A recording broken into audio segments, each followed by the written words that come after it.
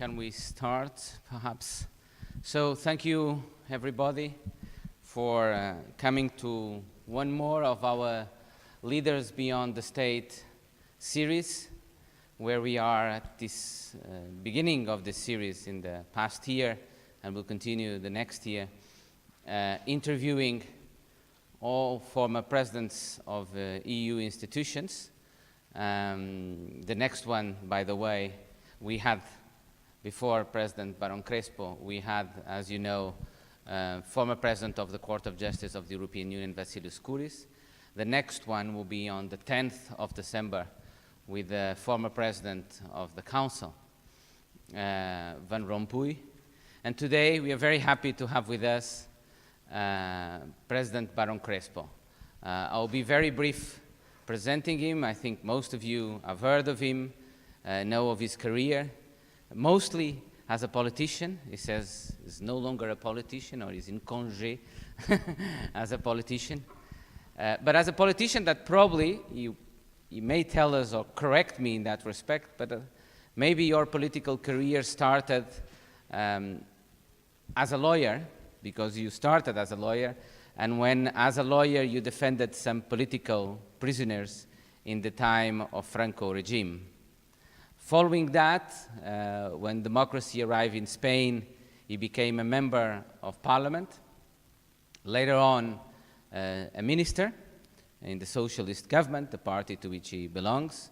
A minister, I believe, of transports, communications, and tourism, if I'm correct. Free portfolio. One wage. And then he went to the European Parliament. He was a member of the European Parliament, and particularly, he was president of the European Parliament between 89 and 92 as president. Perhaps a period of much happier memories for European integration than the one we are living today. But that is something that you, I'm sure, will address during this interview. So thank you very much for coming, for being with us. Thank you very much to Stefano POLLI too, Vice Director of ANSA, the Italian news agency, that accepted very kindly to moderate this panel. And thank you to the interviewers too. I have to look at your names, but we have Grace Mahler, that is a Max Weber Fellow in the Department of History and Civilization of ours. We have Leonard Feld, that is a researcher in the Department of Law. Daria Glukova, researcher in the Department of Political Sciences. And finally, we have Rosario Sergio Maniscalco, that is one of our new fellows here at the School of Transnational Governance. Thank you very much to the four of you for having accepted to participate, to put what I'm sure would be very hard questions to President Barón Crespo. And Stefano, now the floor is yours. Thank you very much. You will lead and conduct this interview. Thank you. Thank you very much, Miguel. It's always a pleasure to be here. I'm a journalist. I'm the deputy editor-in-chief of ANSA, the Italian news agency, as Miguel said. And ANSA has a very strong and deep cooperation with the European University Institute. We are a media partner of State of the Union. And this is not the first time I'm here, and it's really a pleasure. It's always a pleasure, a privilege, great honor for me to be here with you. I want to thank the President, Reno Deus, and I want to thank the Secretary General, Vincenzo Grassi, Ambassador Vincenzo Grassi. I want to thank all the friends that are here, Dieter and all the other friends. It's a pleasure for me to be here because I think this is the right place to speak in a proper way, in a constructive way of Europe and the future of the European Union. We have a lot of problems. We have a lot of challenges that we have to face and to manage now and the next year. And today we have the right person to talk about President Barón Crespo, President of European Parliament from 1989 to 1992. A great historic period for, I remember the collapse of the Soviet Union, and then a great period for European integration, Maastricht summit. we have a lot of problems, we have a lot of challenges to manage. You are a truly European, and you are the right person to talk about all these challenges. First of all, the economic crisis, it's not finished. We have some first good signals of recovery, of economic growth, but it's not enough. There is a lot of work to do. Then the problem of the issue of migrants and refugees. There are millions of people that are trying to get to Europe from their countries. I want to remember and underline countries where there are wars, conflicts, where there is no respect of human and civil rights, where sometimes it's impossible to live because of climate change, desertification, where there is no food, no clean water. The problem of the rise of populism in Europe. These new kinds of parties, we call these parties like populist, nationalist parties. They are on the rise in Italy, in Europe, everywhere in the countries of Europe. And then we have the election, next European elections next May. This is the situation. I repeat, it's a great privilege for me to be here. You are the right person to talk about these challenges. But to make the questions will be 4 researchers, 4 young boys and girls. I met them before this conference, and it's a great pleasure for me to introduce them. The first question is by Grace Baller. She is from Los Angeles. She is a Max Weber Fellow for the Department of History and Civilization. It's a great pleasure, Grace, to give you the floor. Thank you. So to begin then with a historical question, your term as president spanned some of the most significant developments in European and European Union history, particularly the collapse of the Soviet bloc and the completion of the single market. I'm wondering, how much did the collapse of the Soviet bloc influence the shape of the single market as it was completed in 1992, and was there any effort at that point to preempt a future enlargement to include those countries in the single market and in the EU? Yeah.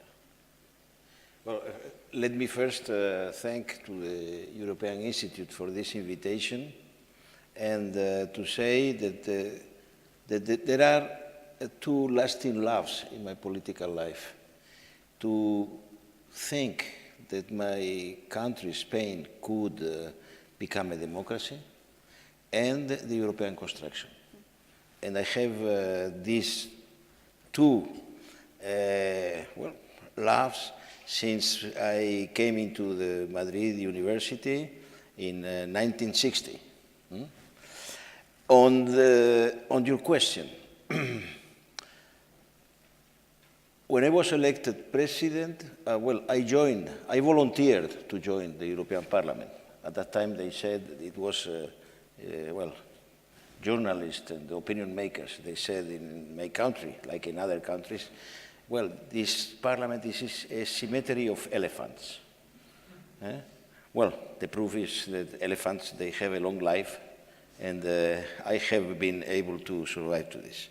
But at that time, I'm speaking about 86, 87, the second wave of the European construction with the single act and with the launching of the monetary union with the law committee, we launched the completion of the single market with the so-called package of the 300 directives that was prepared by a commissioner whose name was Lord Cockfield.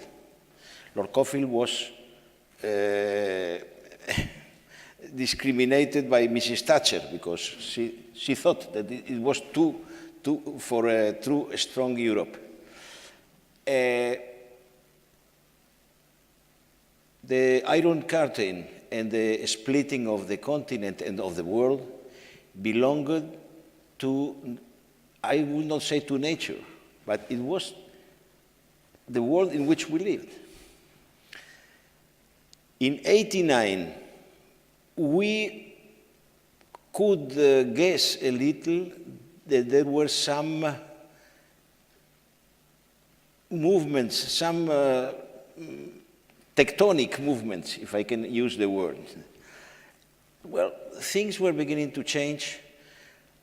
For example, there was a warning or an announcement in June '89, the month before I was elected. It was the first time in which the Iron Curtain was cut by a Foreign Affairs Minister of Austria, Alois Mock, and a leader of the so-called goulash socialism, Gyula Hörn, the Prime Minister of Hungary. But, well, the intelligence agencies and the think tanks, they said, well, perhaps there will be a change in 25 years, half a century or a century.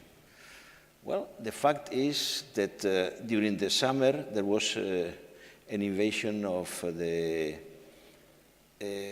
Federal Republic of Germany embassies in Hungary and other countries of the bloc, of the Soviet bloc, and well, the best example of what we thought is my case. I was in an official visit in Rome to the Republic of Italy and to the Vatican.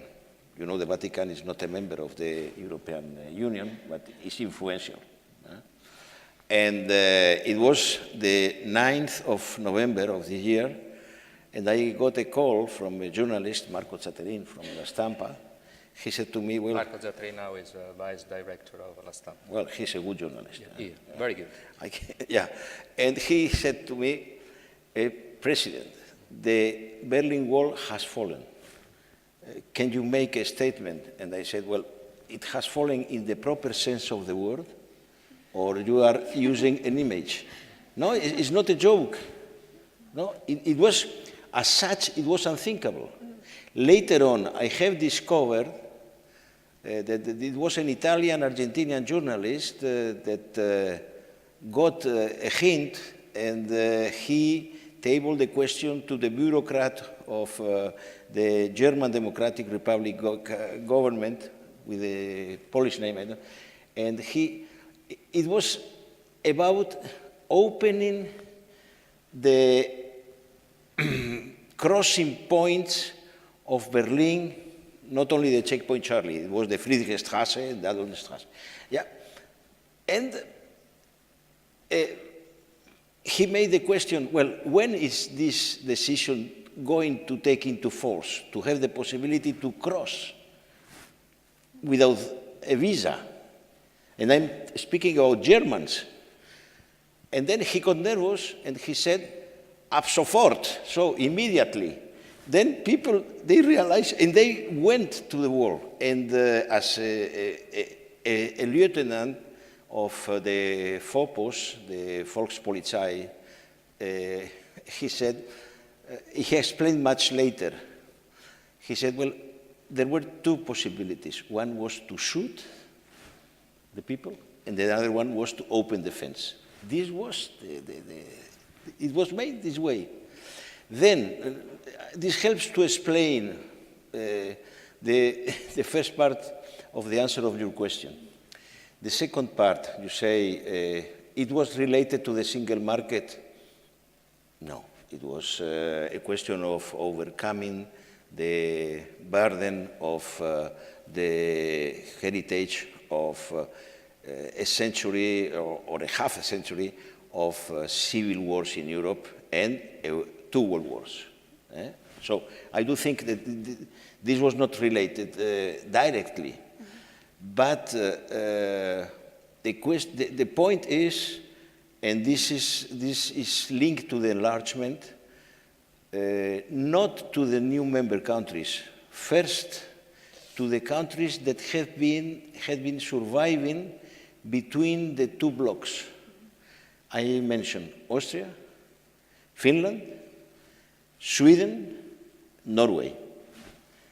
They were living among these big blocks, and these were the first countries that decided enlargement, to join the process. they were mature for this. They were democracies and organized countries and no problem, yeah?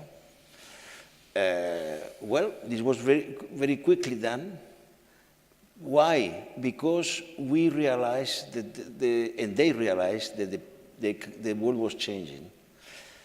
The second part of the enlargement, so the 10 countries that joined, first, and I don't know if historians, they have studied this carefully, this was a process that took half of the last 10 years of the century. It's the so-called the Stability Conference.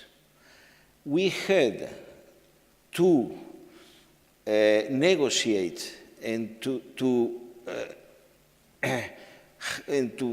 handle with 130 treaties in order to overcome the heritage of empires from the Austro-Hungarian Empire, from the former Yugoslavia to the Soviet Union, because they had people that they were overlapping in most of the countries of Europe. And this was very complicated to overcome division, hate, and so on.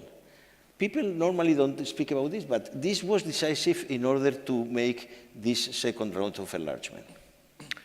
Thank you, Grace, for your interesting question, and thank you, President Barón Crespo, for your answer about Soviet collapse and single market.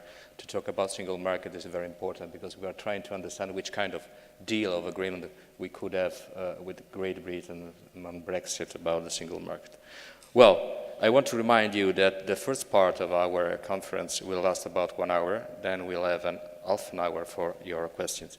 Okay, second question. Leonard Feld. Leonard is from Germany, near Bonn, if I remember well. Researcher of the department, although. So, my question concerns more recent developments. Mr. President, you were a member of the Spanish Socialist Workers' Party, yeah, and you were also in European Parliament for the Party of European Socialists, also chairing this bloc of parties. Socialist and social democratic parties in Europe have suffered from severe losses of votes in recent elections. Examples are the last parliamentarian elections in Germany and Italy, but also the last presidential elections in France. How do you explain the decline of European social democracy?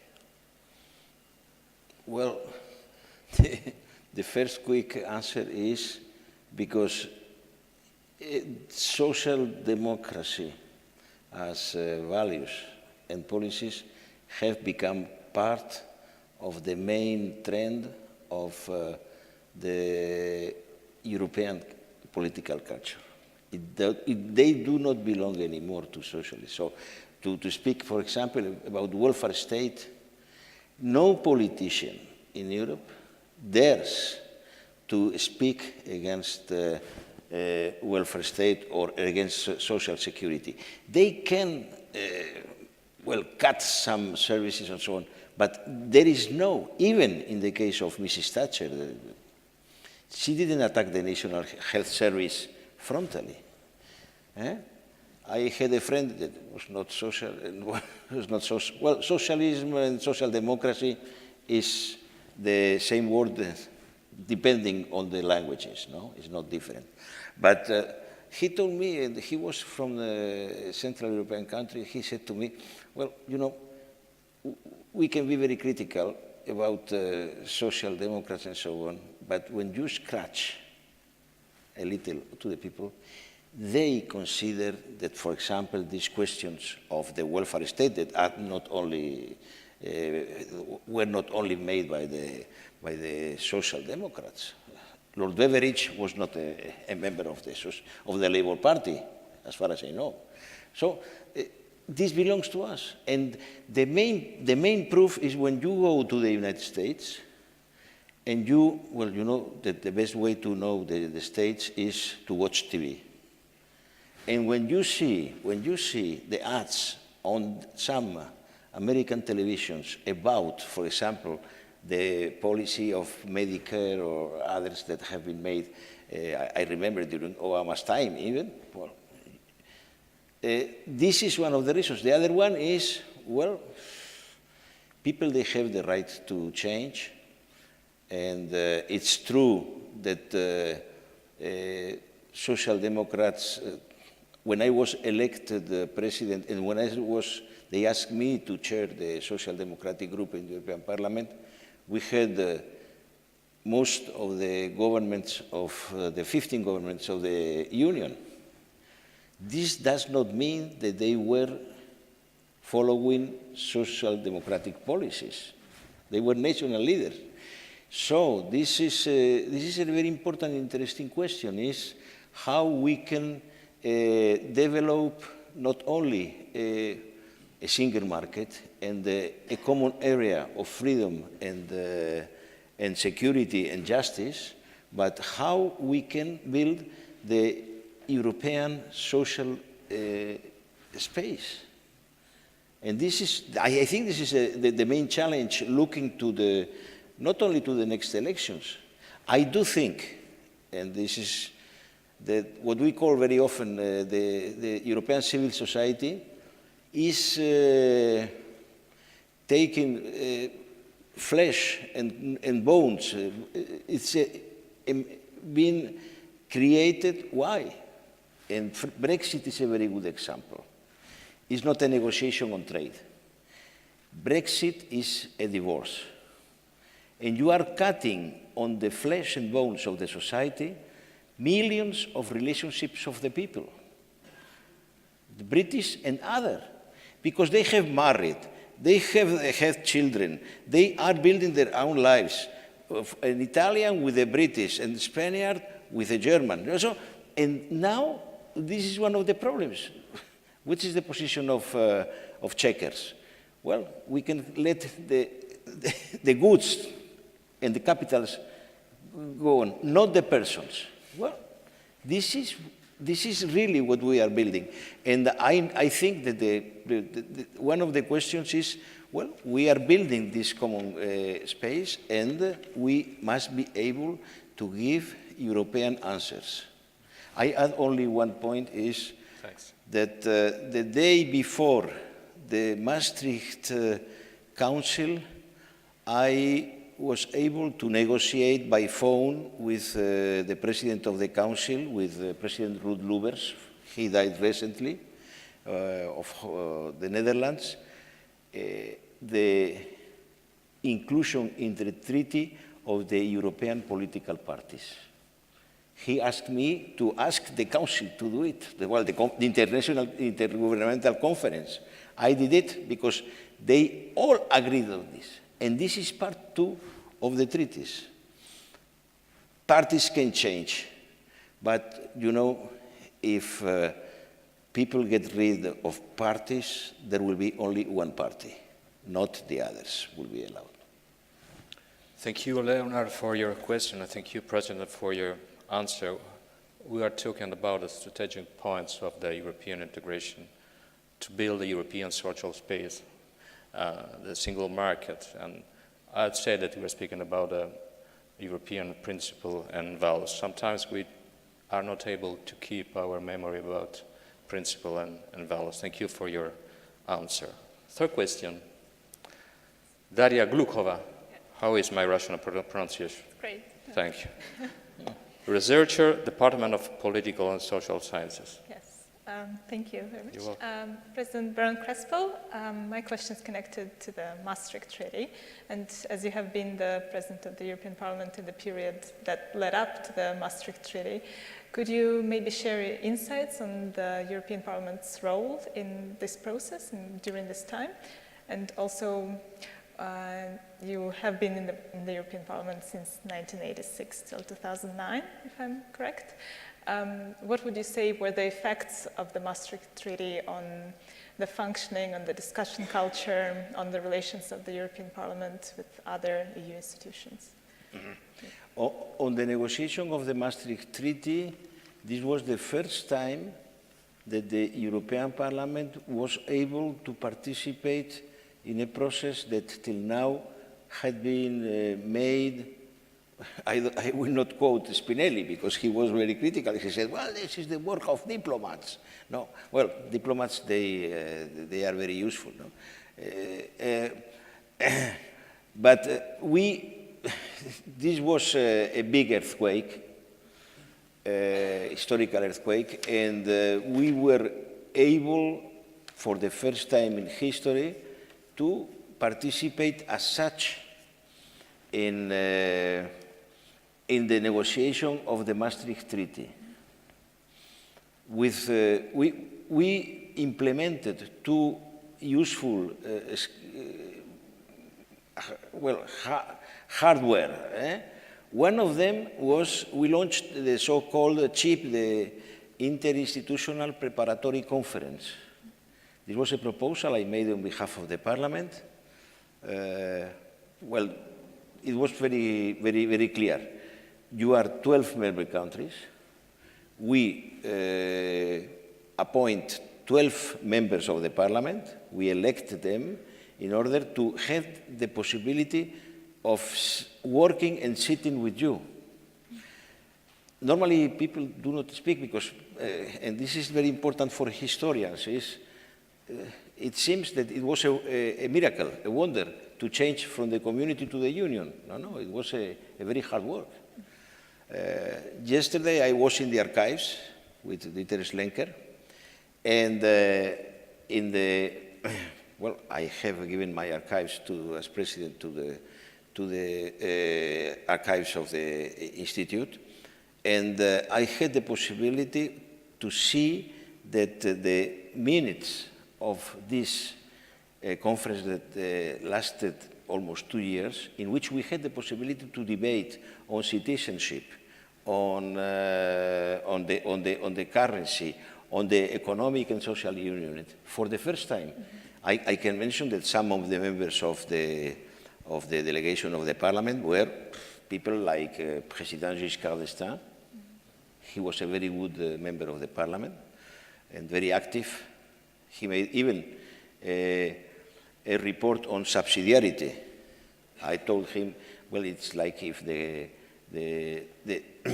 if a cardinal of the Catholic Church made a report on free examination. Yeah, this was.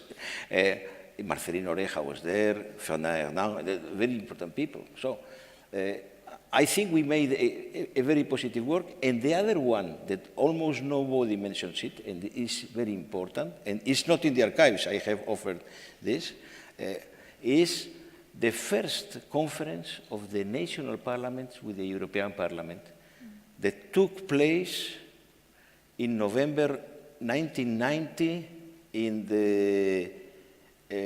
Montecitorio, in the Camera dei Deputati, with the President Spadolini and President Iotti.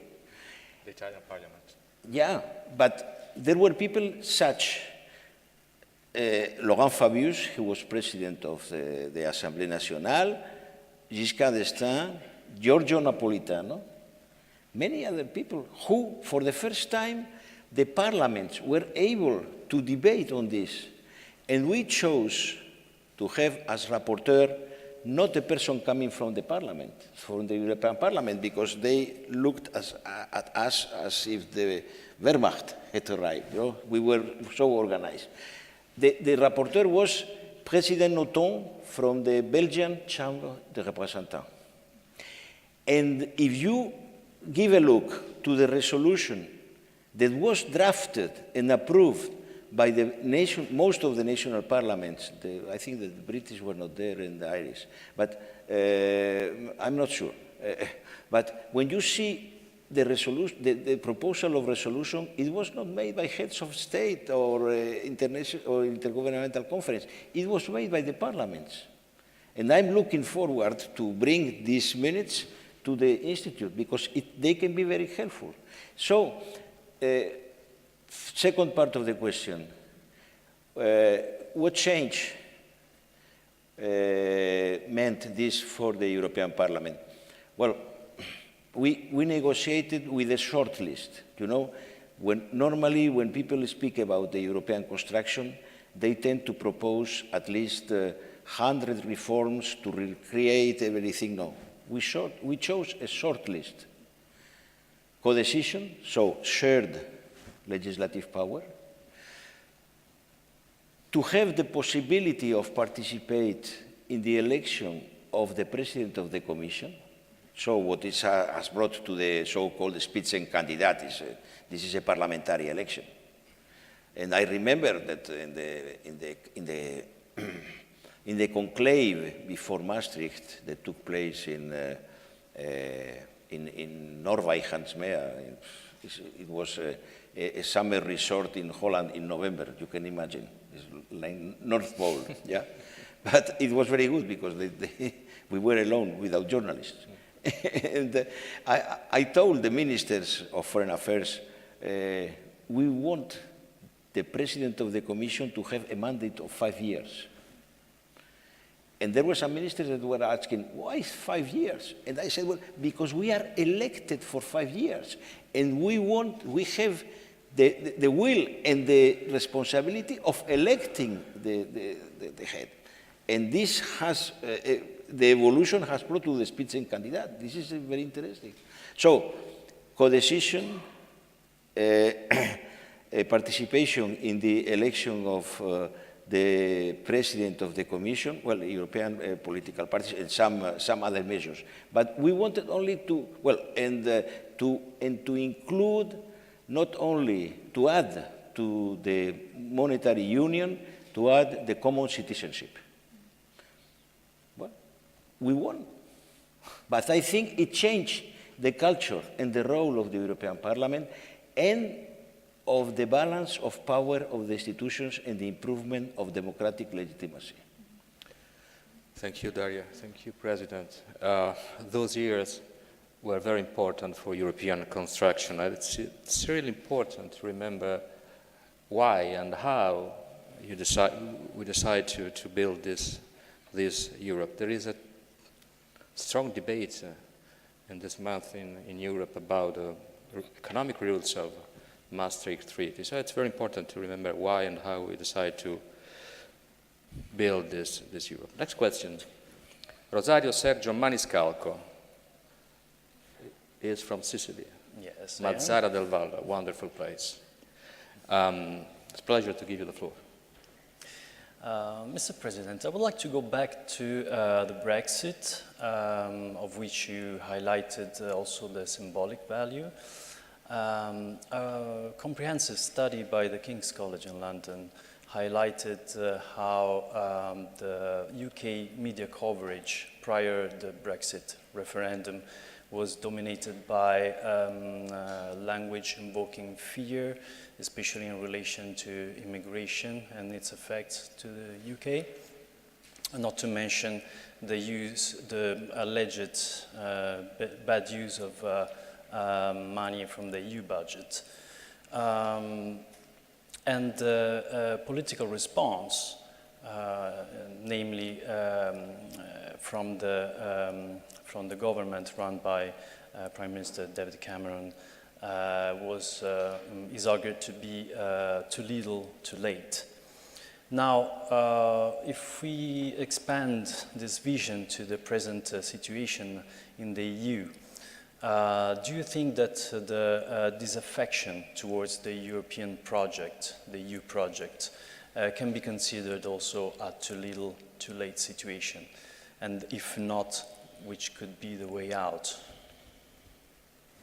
Well,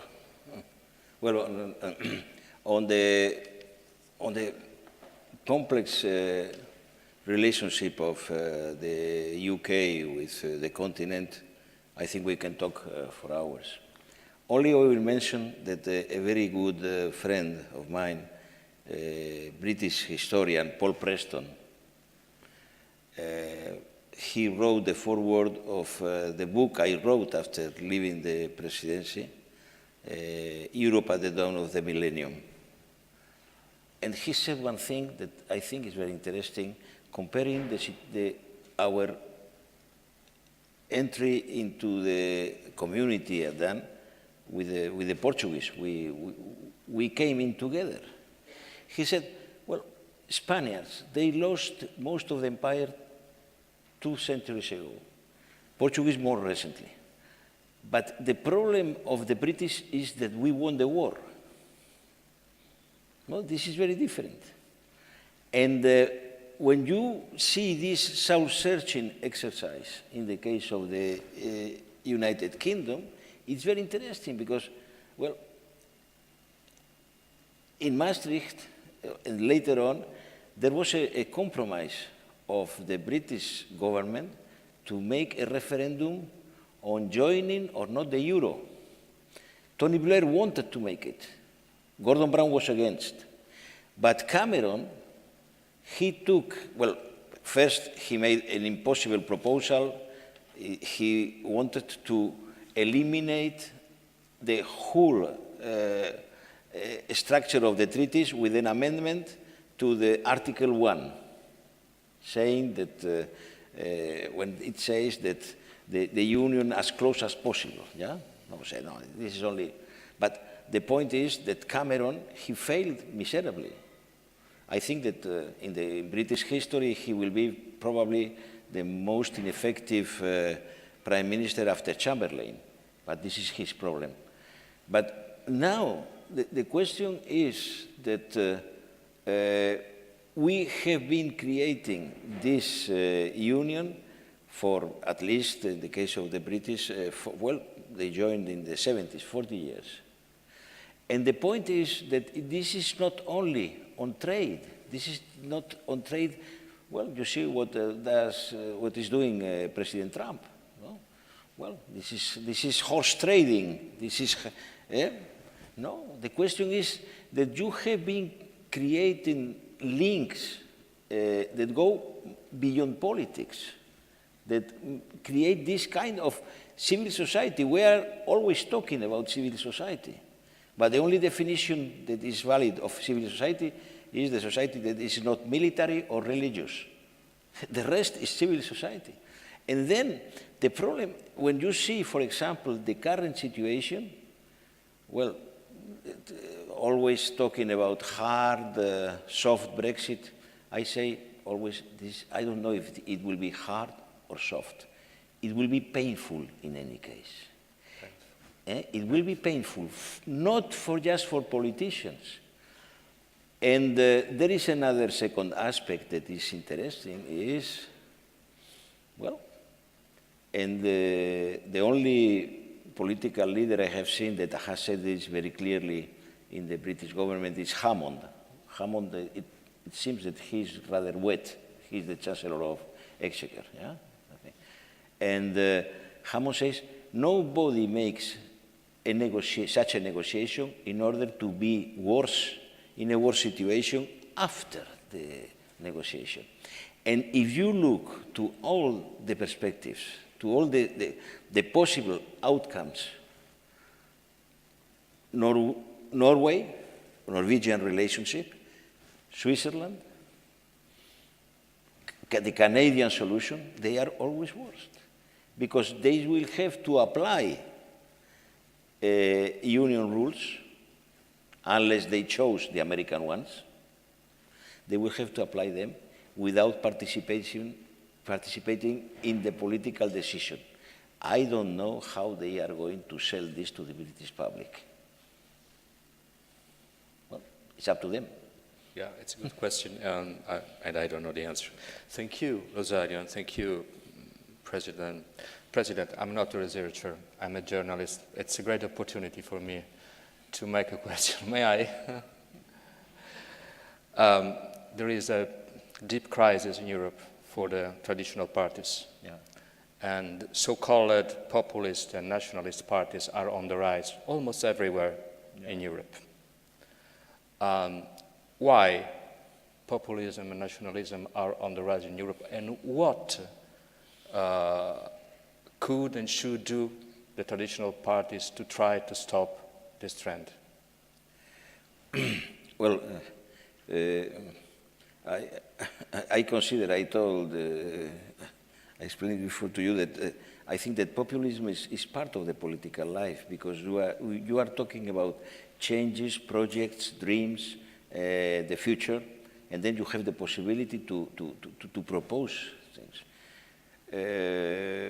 then the question is, when I was talking about cholesterol, when you inject this bad cholesterol, so when you have, we are in a world that is changing very quickly, because we are, for example, in '89, China was not on the stage.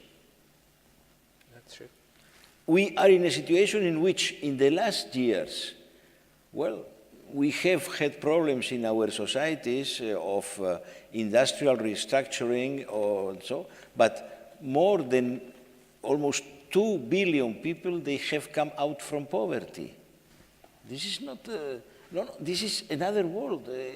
Now climatic change, that was not a priority, well, in '89, is a question of surviving. So the question is, when you are changing so quickly, well, people, they have two possibilities. One of them is to express frustration, and another one is to look how to solve the problems that are complicated. And this is one of the problems of the traditional political forces. Well, and this is the problem of the ones that arrive and they say that they bring a new gospel and that will change in a minute everything. Because it's true, but you say about the rising, but when we have been able to come out of the biggest crisis we have had, I mean that the crisis of trust among us is not only the economic one, is that there was a very deep a crisis of mistrust among the countries and the people that were building together this union. Well, it's true that we are running with difficulties, but till now, most of the elections have been for Europe or against Europe. Europe has won. And I don't want to interfere in Italian politics, but when I look to the statements that have been made by members of the current government of Italy against Europe, putting Europe as a devil, and when I see what are they saying this week, there is a big change, because they are realizing that, well, this is is not, the solution is not to commit suicide. And look to the Greek. They wanted to throw them out. They resisted till the last man. And I remember one thing is that perhaps you will remember that there were some people burning euros in the street of Athens. They were photocopies. Really? Yeah. Well, you think that they are crazy? No, I don't think they're crazy. Okay. No, they can be crazy, but they're stupid not. Oh, well, I remember those pictures with people in the streets of Athens, yeah. In Italy, I have not seen people burning euros in the streets. Never. Oh, Never. Okay, thank you, President. Second question by Grace Baller. Also, during the years of your presidency, that non-state actors, particularly multinational corporations, became deeply invested in the integration process, especially when they felt the pressure of globalization and turned to Europe for support. I'm wondering, what was the Parliament's relationship with business in this period, and to what extent did business interests shape policy making toward a more competitive, prosperous Europe? Well, I can say that I was the first president of the European Parliament that initiated a process of creating a register for lobbies and a regulation. Later on, it has been incorporated by the Commission, because in the Commission, well, you know, agricultural lobbies, they were part of the culture. They were not considered as lobbies. And I think that it has been an important democratic reinforcement. I'm not against lobbies as such. They are part, because when there are, nowadays, I don't know how many they are. I think they were more than 5,000. But when you are talking about lobbies, they are, well, the farmers, the banks, Médecins Sans Frontières, the Catholic Church. They want to be present, and they have the right to it. And I think this is more a Saxon tradition, and especially an American one. I do think that one of the cultures that has changed more radically in this period has been about transparency. This is a very, I think, is a very innovative incorporation of, especially of the Nordic countries, and now it's no more accepted this kind of traditional discreet contacts. I can add one thing is, I don't know if you have been following one of the most contradictory measures that has been taken in the European Parliament about the intellectual property and the copies in the last months. When you look what has been spent by the GAFA's countries, you know GAFA, which is Amazon, Google, Apple, yeah. Well, you can see what that does represent, well, to invest hundreds of millions of euros and to send and to invade the members by emails, by all means. I think it's very important to have this kind of measures and filters. Yeah.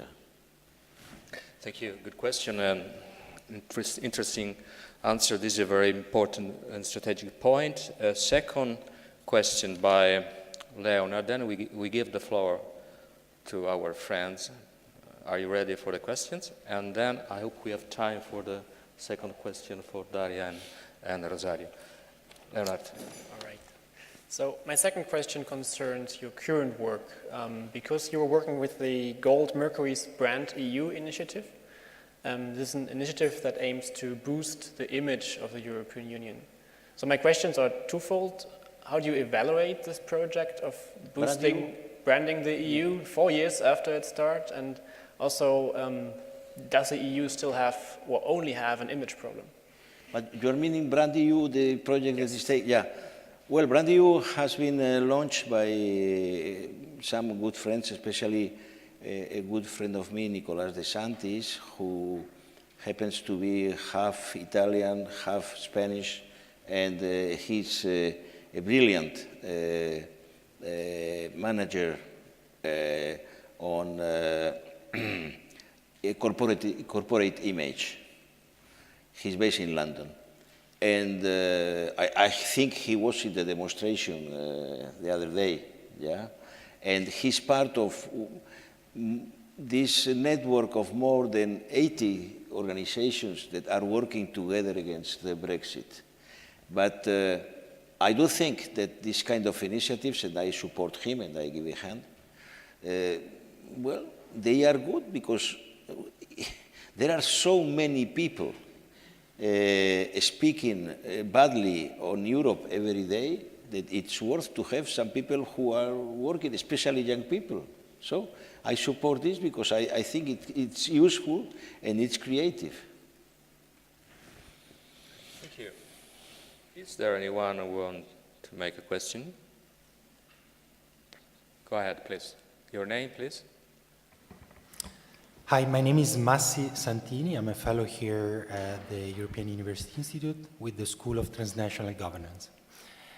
Thank you for your presence here, Mr. President, and thank you for sharing your thoughts. I have a question with regard to populism that has been variously hinted throughout the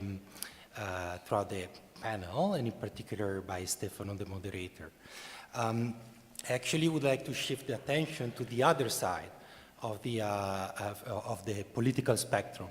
While there has been a lot of emphasis on the rise of populist movement across Europe, perhaps not enough emphasis has been put on what's happening on the other side. If we will, we could call it, giving a very loosely defined label, as the liberal, democratic, progressive side. My question is the following. What would you think that on this other side is the main thing that is currently lacking to have a similar success at the ballot box? Is it an issue of lack of leadership? Is it an issue of lack of political narrative? Or perhaps is an issue of a lack of a system of values that nowadays is not particularly appealing to the electorate? Thank you. Thank you. Well, on values, for the first time we were able to put the values on the article, on the second article of the Treaty of Lisbon. I don't think that they are in crisis. I agree fully with Chancellor Merkel. She's not from my political family. When she told the day after the election of President Trump, she said, "We are ready and willing to work with you on the base of the values that we share." So respect for human rights, respect for minorities, fight against discriminations for reasons of religion, gender, race, and so on. This, well, it took a lot of time to put them in the treaties. It was not an easy task. We were only able to include them in 2009. So, not as principles that we defend. So this is not a question of values. This is the question of, and you have mentioned some elements, leadership, frustrations, yeah, problems. Okay, I can accept this. But I think that it's very different. It's like now people are talking all the time, one of the main themes in political life is identity, identitarian. Well, you know, I say always that on identity, I only take into consideration my identity card. Because we have been able to build Europe on the base of the constitutional patriotism. And this, we have to defend it. If we begin to talk about identities and different identities, well, we will be very quickly able to destroy what we have done, because this brings, if we insist on this, this brings to nationalism and this brings to splitting. So, on leadership, I accept this, but you know, on leadership, there are many people who are criticizing the current leaderships, but the leaders, they don't come from the moon. They are part of the society. Well, we have to try to have better leaders, but there is not such a system that produces leaders in an industrial way. Leaders normally, they are not born as such. They are people who are able to show leadership when they are facing difficulties. For example, I can say very clearly, and I had to handle with these people, I think that the 12 leaders that were sitting in Maastricht, they were up to the task. They were leaders. And they were so different, like John Major or Helmut Kohl, and Mitterrand or Felipe González. So because they were able to face this change and to give an answer.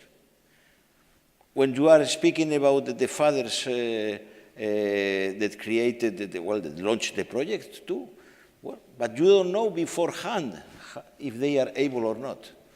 Well, let history try to choose. The best system we have discovered to choose leaders in an effective way is democracy. Well, let's try to improve it.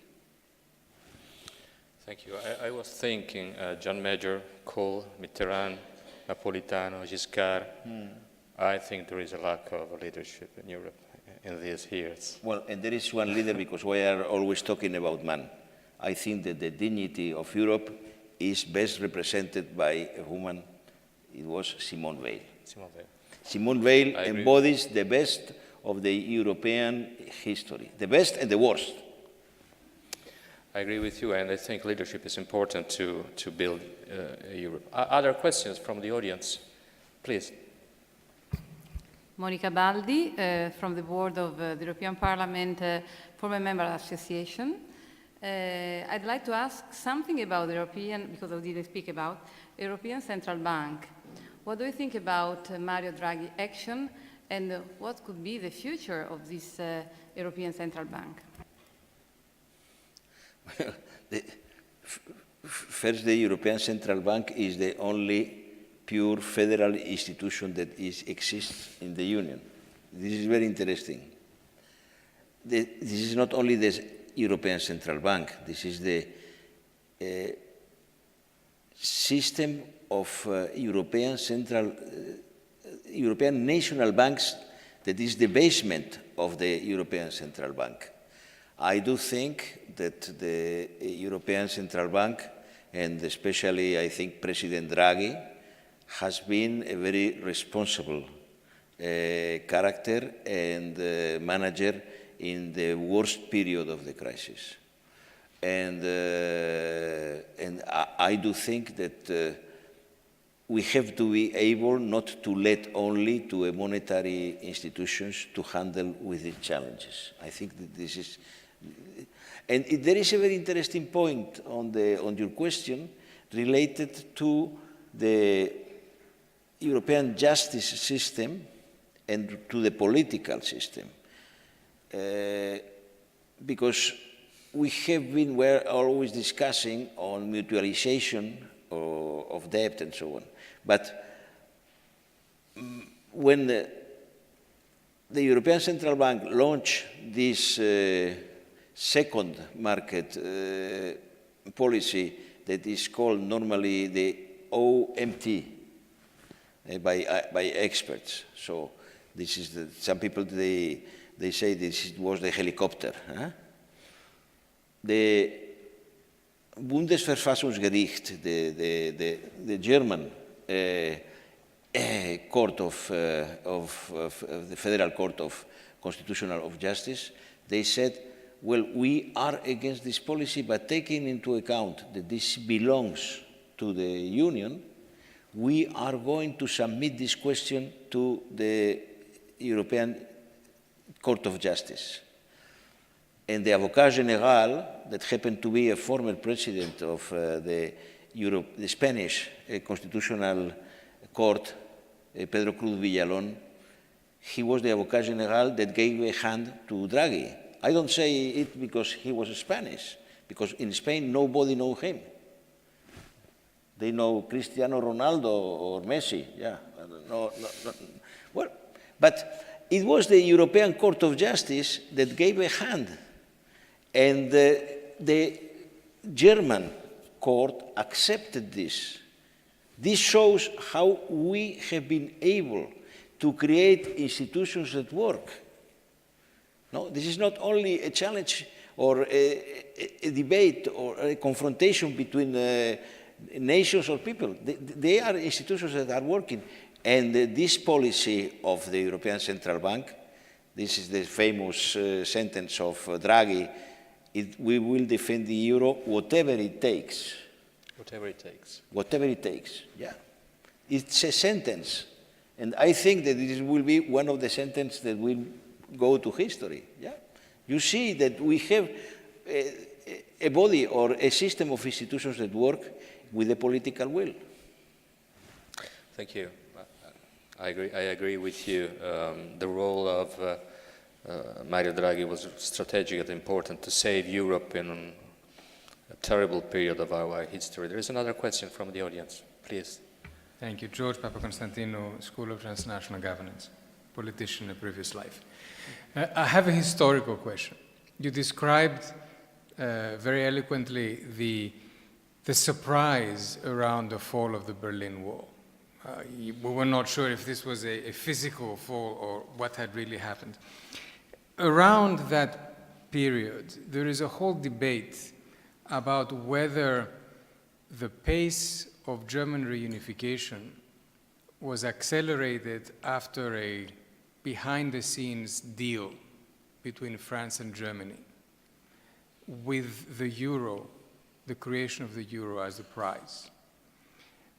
Because there was at the time a lot of reluctance on how quickly Germany should be reunified or not. Yeah.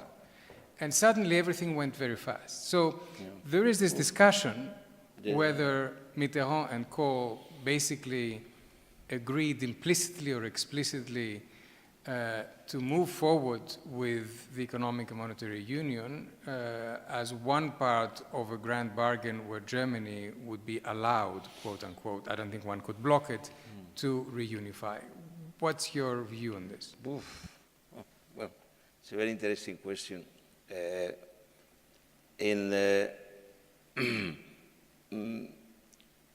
In the summer of '89, the prevailing view in many European fora and countries was this sentence of François Mauriac: "We love so much Germany that we prefer to have two."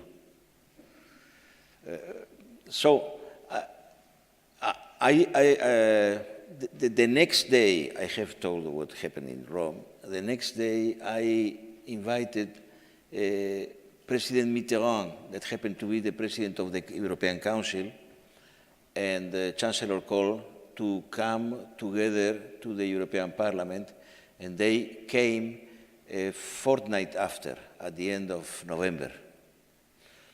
I have reconstructed this is in my memoir, but this is a conference that I can give to you because it's in French, it's translated in French, English, German. It's very interesting to see how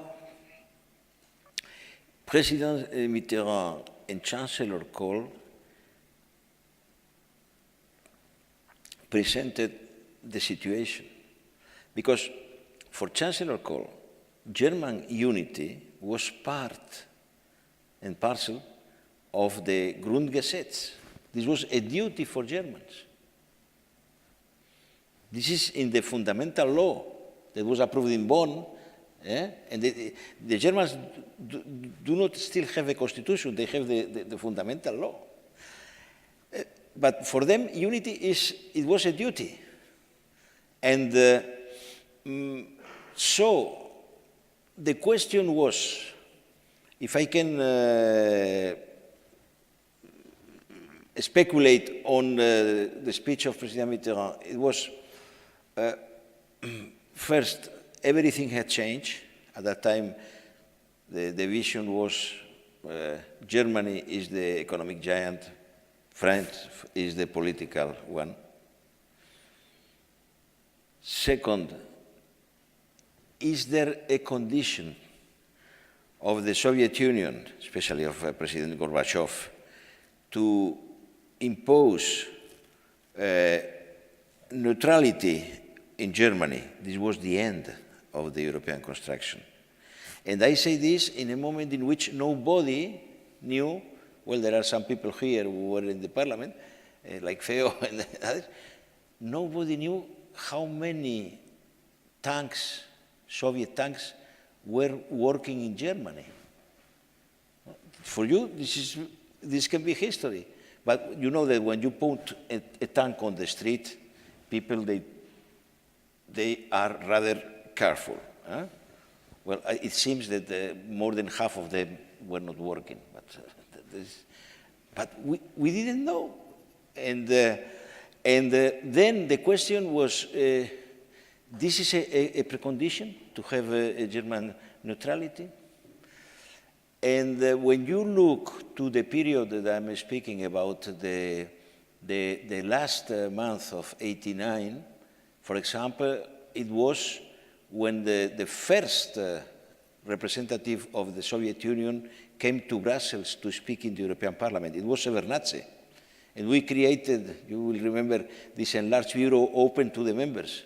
It was the first one who didn't speak like this word language that was the Soviet one. President Mitterrand he made an official visit to the German Democratic Republic the 22nd of December of '89. You see, it was not so easy. So I do think that we were able, and this was, we created in the Parliament a committee on the German unification. I think that the Parliament was up to the task because, you know, most of the members of the Parliament at that time, they have been living or fighting in the Second World War. This was not the case of the Spaniards, but most of them, yeah. They have been suffering or fighting. The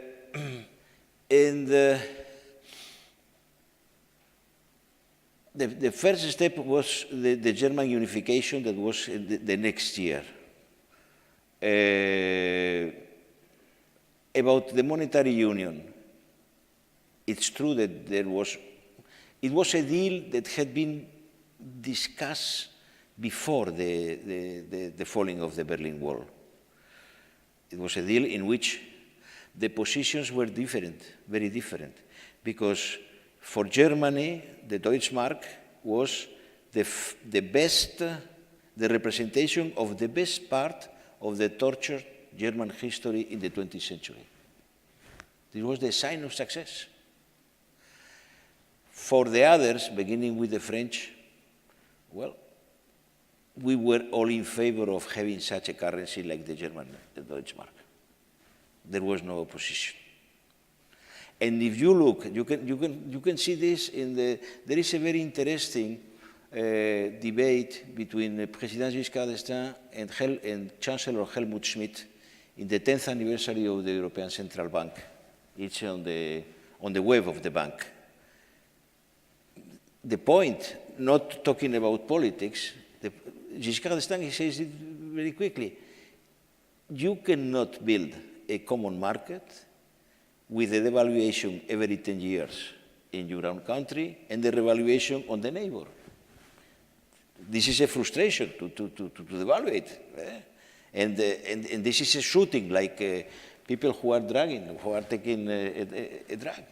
So this was before, but it's clear that this was not only a bilateral deal. I think that it was a political decision that was taken by Chancellor Kohl against the will and the opinion of the majority of the German people, at least of the Western German people. And you know, people who are real political leaders are people who have the courage to take this kind of measures. My personal assessment on this decision is that it was very important in order to give us the force to create the European Union.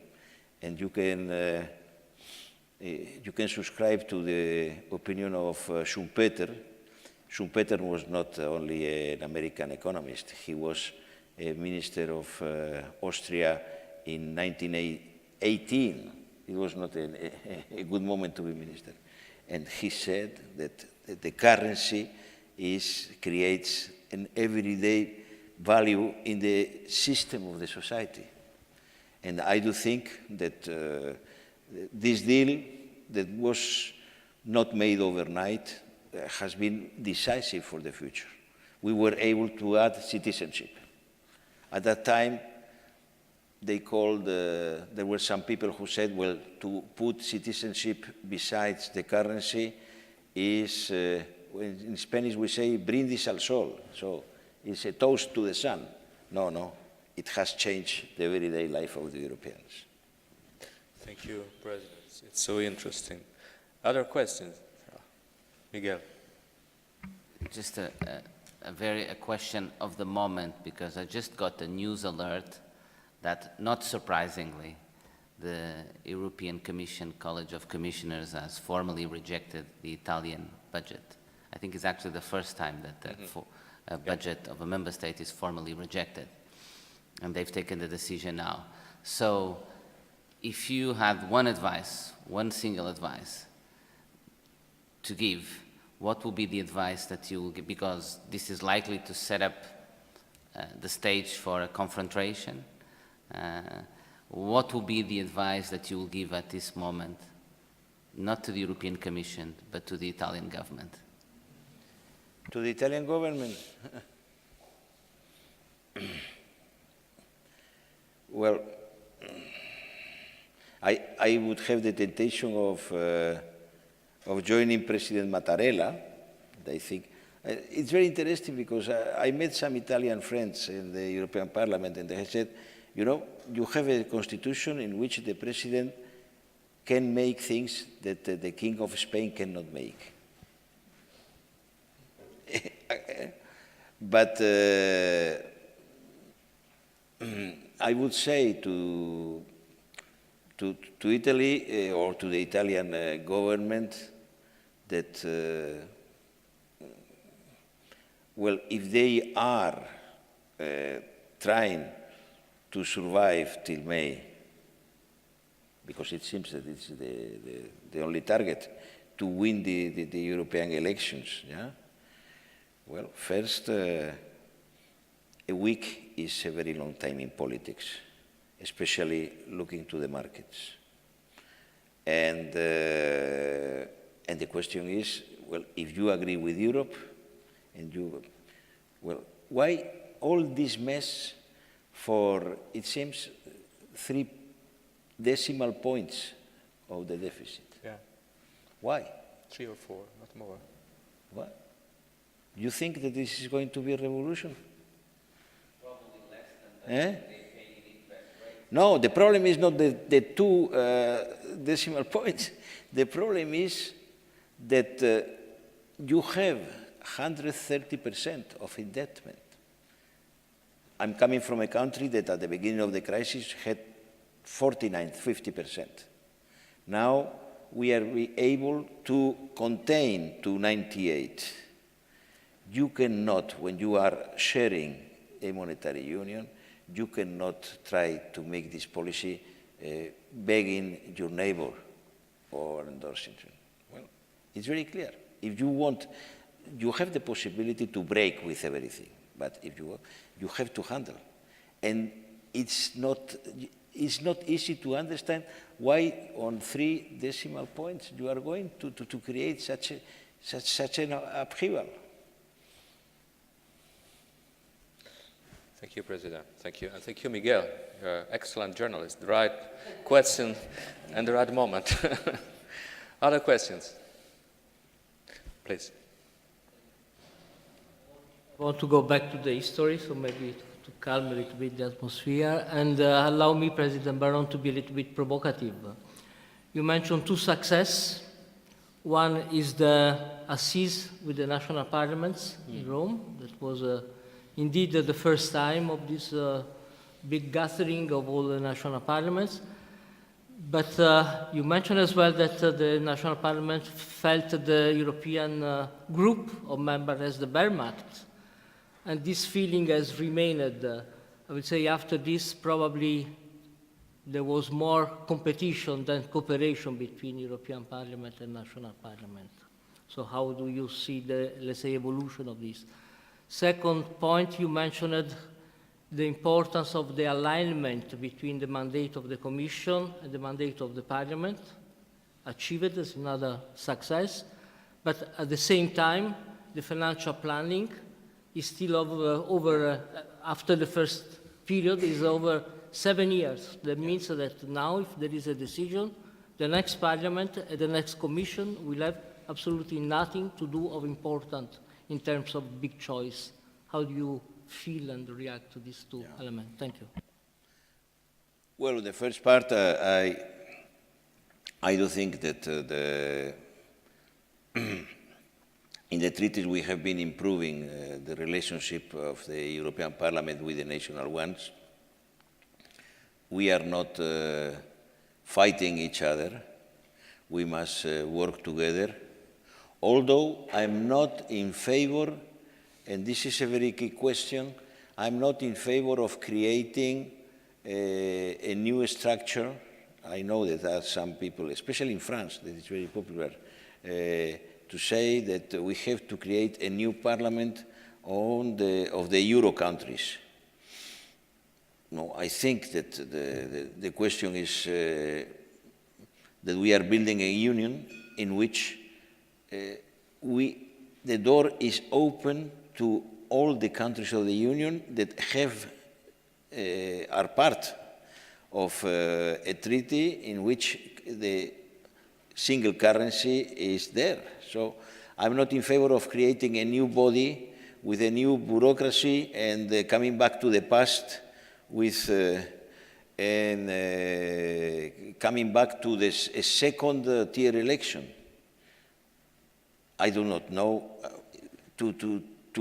To discuss in the Economic Committee of the European Parliament is hard, but I don't see people coming from the Bundestag and the Camera dei Deputati having common views on the question of the debt. So this is the first part. I don't know how are the last developments on this, but I do think that this is part of our common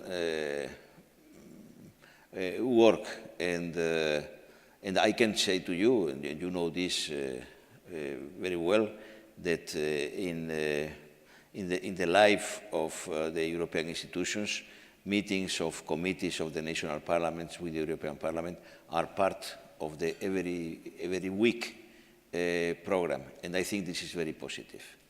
The second question was on the financial. Yeah. Well, it's true that the financial framework is for 7 years. The only explanation I have got that the financial framework must be approved for 7 years is the 7 is a biblical number. I don't share. I have a great respect for the Bible, but it seems that it's conceived in order not to coincide with the terms of the Parliament. I add one more point: is one of the weakest points from the democratic vision of the European Parliament and the European system is that we don't apply clearly the principle of no taxation without representation. You know, the fourth, the fourth resource, and moreover, of the prélèvement and so on. Well, it's not easy to explain. I'm not looking for new taxes. Perhaps some related with carbon emission or with transport can be very useful. But if you go to be clearly responsible to the citizens, they must know very clearly how they are contributing. You cannot give always an answer that says, well, you are paying to the European constructions on an average of a coffee every day. Well, a coffee here, not a coffee in a very expensive restaurant or bar. This is not the answer. And I think this is one of the weakest points. I have seen that in another meeting it was Miguel who mentioned this. This is a very key question. Thank you. I'm sorry, we do not have much time. Are there other questions from the audience? Yeah. Hi, my name is Veronica, and I'm a researcher in the history department. And I have a very quick and direct question. And it's, if you think, or how do you think that the European Union is fueling the populist and nationalist parties? Because, you know, the European Union, it's influencing the economy of the EU members, and it's difficult for me to understand how can this be so and the EU not being influencing the political thought of citizens. Thank you. Well, I think that more and more the single currency and the construction of the market is creating a common awareness. And I don't give only my personal opinion. When you look to the evolution of the Eurobarometers, especially in the last years, there are, I think, two growing trends. One of them is that people are critical with their situation, but if they tend to be more critical of their own governments than of the European institutions. This is of the European managing of the crisis. The second point is that when you ask to the citizens, how can you solve the economic challenges that can be, well, on trade, on employment, on activity, on climatic change, on energy, and so on, they say we must solve them at European level. And I think this is a growing awareness of a common civil society that we are building up. We don't talk about this very often, but the people, they realize that they cannot solve their problems coming back to the past, to the national solutions. And I think that this is a trend that is consolidating. Why?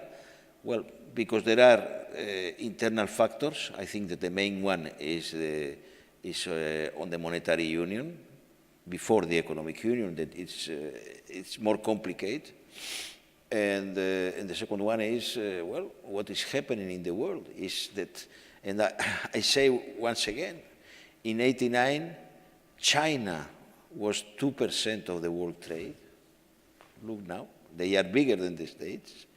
And now India is coming. But when you look to the G20, you have, as powers, regional powers, you have Brazil, you have Mexico, you have Turkey, you have Indonesia, you have South Africa. Well, and you have a continent like Africa that is becoming one of the main challenges for us. Yeah. So I think that people have a growing awareness. Linked to another question is the migration.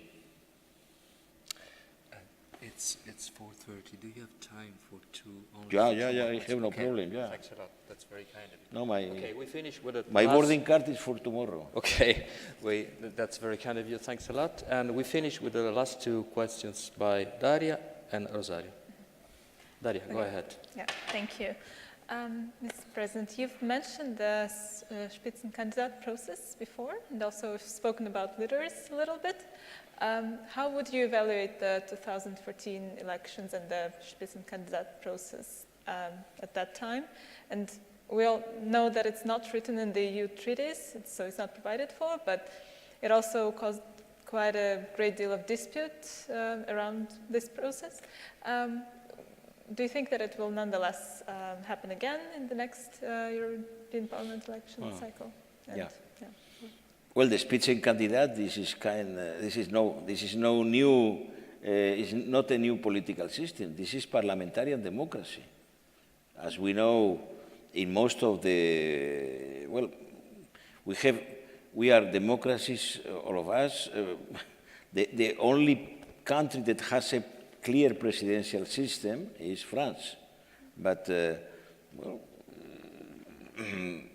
the first candidate has the right to try the first in the results, but taking into account that there is not such a thing as absolute majorities, then the second step is the Spitzenkandidat can be elected if he's able, or he or she, is able to have a majority. Well, I am in favor of this system. Clearly, I have been working for it, and I told about Maastricht as the first leap forward. I know that some leaders in some countries are not happy. I don't see very easily how you can replace this by a decision managed or negotiated in the European Council or by some member states. It's very difficult to come back in history. So I do think that, and I support that the next presidential election, the president of the Commission election must be made this way. This is one of the reasons why I am very critical about this threat of a kind of populist bloc that can make the majority of the parliament. When they put me this question, my answer is they are perhaps a bloc going to the cash to take the money of their travels and their stays. But there is not such a... It's impossible, but people who are saying that they want to dismantle everything and to go back home, how can they create policies for Europe? It's unthinkable. And this is one of the reasons why the Court of Auditors and some courts in some countries are saying to these people, you are using very badly the money that you have got. That is in euros and paid by the European budget. Well, this is democracy too. Thank you, President. Rosario, you have the privilege to make the last question. Go ahead. Thank you very much. Mr. President, you were mentioning about the considerable effort put by, under your presidency by the EU for the EU enlargement policy, and which led, of course, to the several member states joining the EU in 1995 and then in 2004.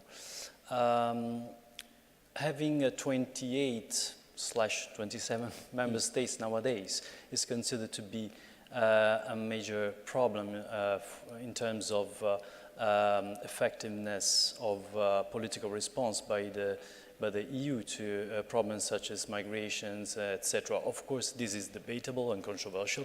I would like to hear your opinion, not only just in terms of more or less efficient governance, but also in the light of what you were mentioning about the necessity to have a common European identity as a polar star to relaunch the European project.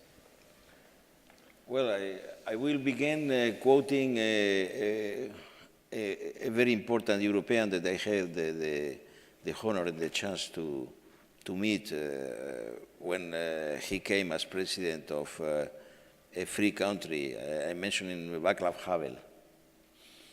And Václav Havel had a comment that I have,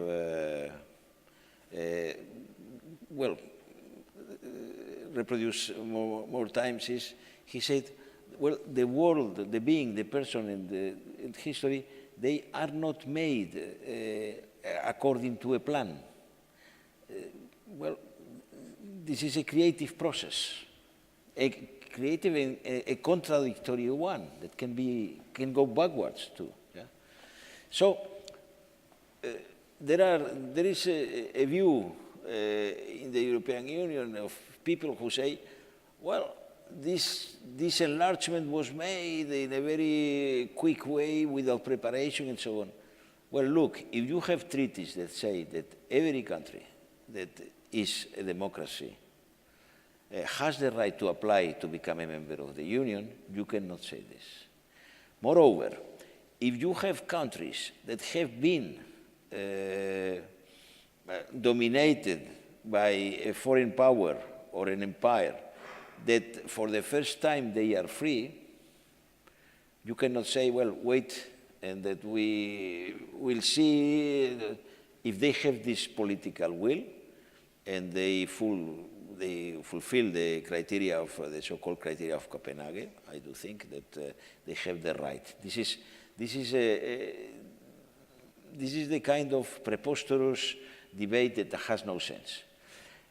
Having said this, I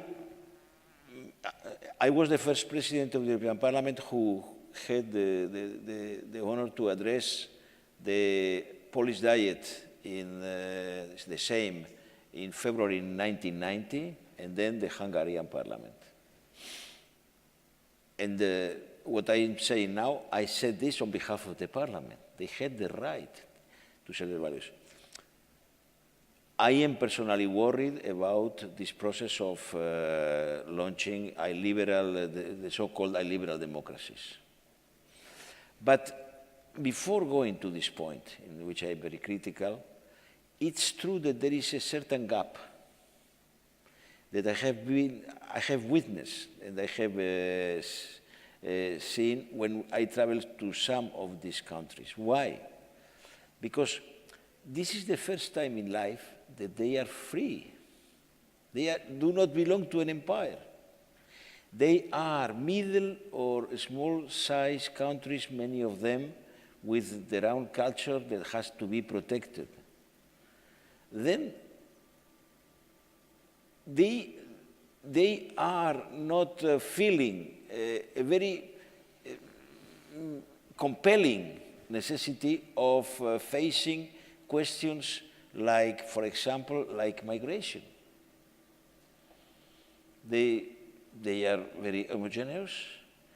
They are not in a situation in which, for example, we have to think about our future, because we are in a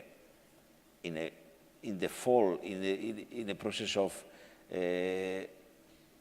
demography in which we need migration, and they do not need to consider that people, they can come and help and save the situation. For example, speaking of my country, we had an increase of 4 million people of population between 2000 and 2007. No problem with migrants. Most of them, they were coming from Latin America. Well, this helps to integrate. But when they say, if they come, they must be Christians. Well, I'm coming from a country in which we had 8 centuries of Islam and the best Islamic monuments, so, and the 3 cultures. So for us, it's not the same. We can be critical of the jihadists, but this belongs to our culture. So we are not facing the Ottoman Empire coming to our doors. And the problem, there is a certain historical and cultural gap, because for the first time in life, they are very well off. And this is one of the most, I would say from the cultural point of view, is one of the most difficult tasks to face. I add one point about the migration that we do not mention in Europe normally. One of my former assistants is in Cádiz, in southern Spain, where the boat people arrive. You know what they do when they arrive? When they land, they put a foot on the soil. If they have a mobile phone, they call to the cousin, to the in Brussels, in Germany, in Italy, no problem. If they don't have a mobile phone, they buy or they take it, and they go to the supermarket or to the bar close where is Wi-Fi.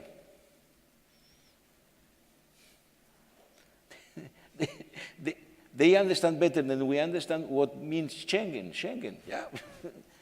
And they are not people who come normally, they are not the poorest people, they are the people who are young, brave, and they are looking for a better future. So this is not so easy to give an answer. And you cannot close the continent, because there are more mobile phones than persons on Earth in this moment. Yeah? Thank you, President. I'm very sorry. Time is over. I want to thank you for your attention. I want to thank our four researchers. Congratulations. But I want to thank Miguel, and I want to thank President Barón Crespo. Yeah. This meeting was not only a simple interview.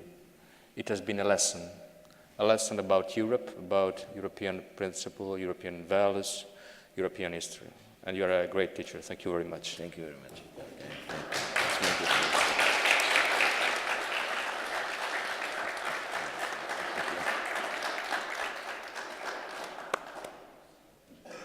Okay, and please follow our reception now here at the back. Thank you.